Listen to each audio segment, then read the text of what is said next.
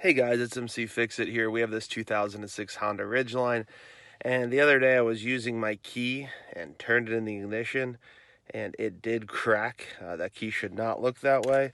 I'll put another one up next to it. Yeah, so this is the one that messed up, and you can see it has a lot of damage on it. And so all I did was just put it in, twisted it, and thankfully I was able to pull it back out. But if you're not, you should be able to get a pair of needle nose and pull it out. I'm going to show you how you can fix this pretty inexpensively.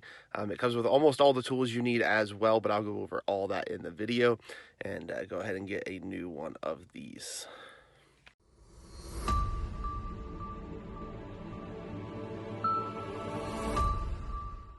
I'm going to go through the tools and the supplies that I used. And so I went to eBay. I'm not sponsored by eBay or the company that I got this part at, but you're just going to type in your year. So mine was a 2006 Honda Ridgeline, and we're looking for a key fob uncut.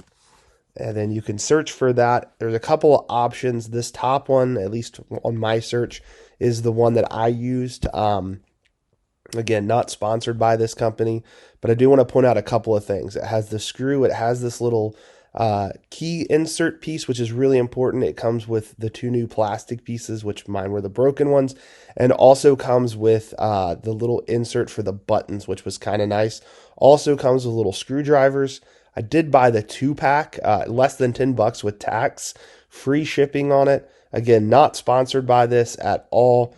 But I did want to just point out that this is where I went. This is what I got. I also used a pick as well, but those are the only tools and the supplies that I used to do this project. Okay, let's go ahead and jump on into the fix for this project. I wanted to show you again, the key that's broken is the one on the right. I swear if I did it again, it would break completely off, super, super loose. I'm going to show you there's the buttons are in the package. And it will replace the broken key really well. You can also do your other one as well if it's starting to get a little wobbly and loose, but it does come with a screwdriver, comes with a new plastic piece. You will need the pick as well. I know I mentioned that, but I wanted to show you in real time kind of what I'm doing. You can pull it all out, and don't lose the little screw. It is very easy to lose that piece. This does not come with like a new insert. You have to reuse the insert from yours, but you're going to go ahead and take that screwdriver on the key that's broken, and you're going to want to put some pressure on it, and you can see me holding it with my left hand to just get that started so we don't break the screw and the plastic piece, and we can actually get that screw out successfully. These aren't the best screwdrivers, but it does have the right tip on it, and so not the most user-friendly tip.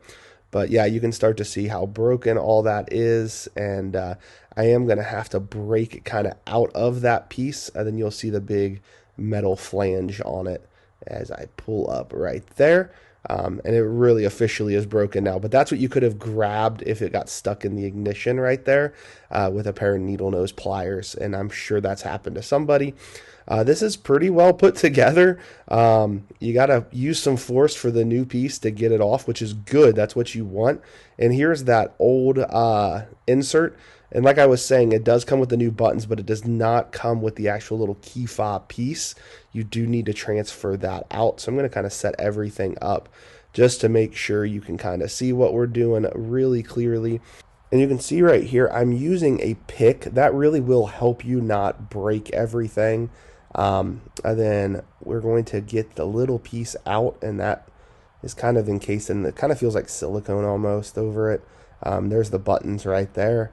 You can reuse those buttons if you want, but you will need that little piece. So go ahead and open up the new one that is kind of empty, kind of weird, but go ahead and open that one up as well so we can transfer the components that need to be transferred over. And the new one is very stiff, which is fine. I mean, it's going to stick together well, and that's what we want. And I'm going to transfer the battery as well. Make sure you put the battery on the correct direction, the same as how it came. Then we will go ahead and get the little silicone piece out of this. Put your old insert in. You must have that in there or else it's not going to unlock. That has the buttons and stuff on it. I did just want to double check to make sure all of it's headed the correct way. You can see the buttons we'll hit the little plastic pieces on the other side. And it does have that silicone insert again that will help keep it a little more waterproof, or at least water resistant. And this one was kind of hard to push together, so take your time. Don't jam it, but make sure all the buttons are lined up properly. And I'm going to go ahead and test it there, and it is locking and unlocking. So that's exactly what we want to see on this. You can also try the panic button and annoy your neighbors if you so choose to do so.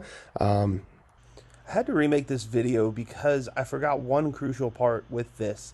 You actually have to have the little chip that is in here. So I'm going to show you how to pull it out and put it in the actual new device to make sure it works. Without this little chip here, it's not going to work. Again, this is from a different video that I ended up doing for a friend with another Honda key. Exact same thing. You're going to use a pick.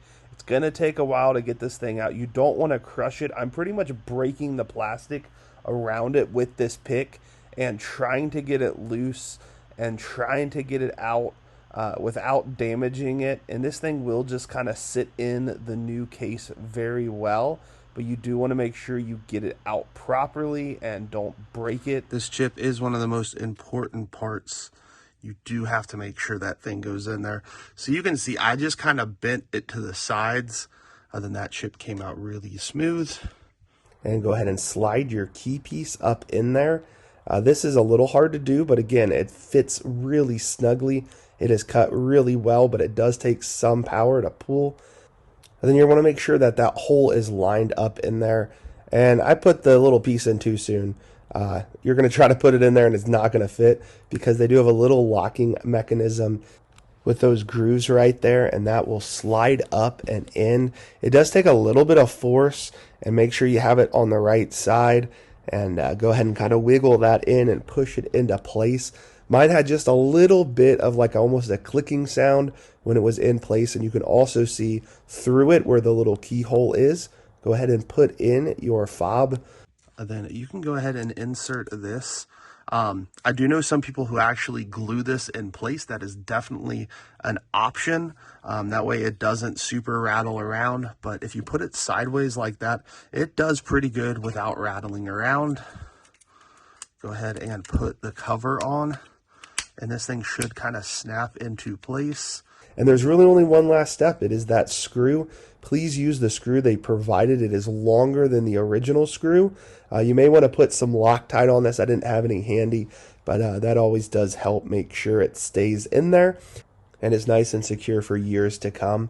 It did take a little bit of time to screw this in because it is quite a bit longer than the other, and it just kind of pushes everything together because it's going through both sides of the plastic, the key itself and the little key insert piece that you put on, and that's nice and secure. It looks really good. It looks very similar to the original one minus the Honda symbol on the back. I did want to show you a little bit more in depth of the broken part that the original one had, and it was a pretty good design, except that eventually it probably would fail because most plastic pieces do over time. And so overall, this is a good replacement component. And so that's the original one, and here is the remade one. Overall, I'm very satisfied. For less than $5 for one key to be able to do this instead of spending a couple hundred. If you do have any questions, go ahead and put them in the comment section below. Thank you guys so much for watching. I hope you guys have a great day.